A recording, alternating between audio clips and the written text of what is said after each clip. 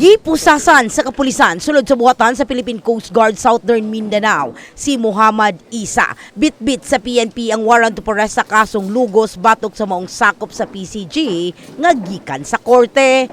Nalabasan po ikaw ng warrant to arrest, sir, ha? Verified naman ito si Muhammad Isa. Ang tuyo na mo dito, iserve ang warrant. Okay. Sila ang nagnanawag ko mo mas maganda. Gihimakak ni Isa atubangan sa kapulisan ug media nga iyang pangalan ang naa sa warrant to arrest nga gisilbi sa kapulisan. Wala na akong pangalan dito. Kaya hindi ka, sir. Pwede natin makita. Papakita ko sa legal namin. Ha? Papakita ko sa legal namin.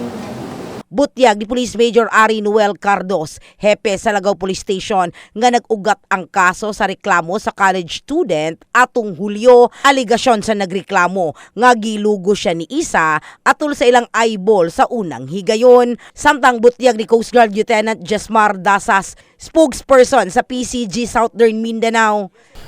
Unang-una sa lahat, nais namin ipaabot sa lahat na wala po kaming tinotolerate dito pagdating sa mga doings ng ating mga personnel.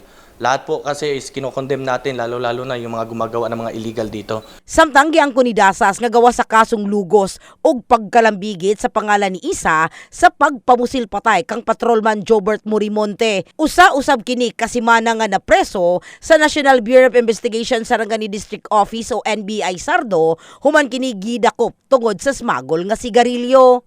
Actually, kinukuha namin lahat ng records or any videos na makakapagpatunay sa kanyang illegal acts para po tumuloy-tuloy ang aming investigation.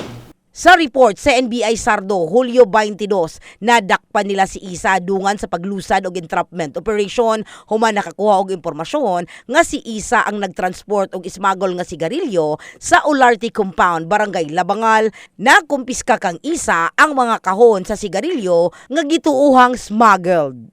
In the heart of changing lives. Kini sa Brigada Richel Gubalani.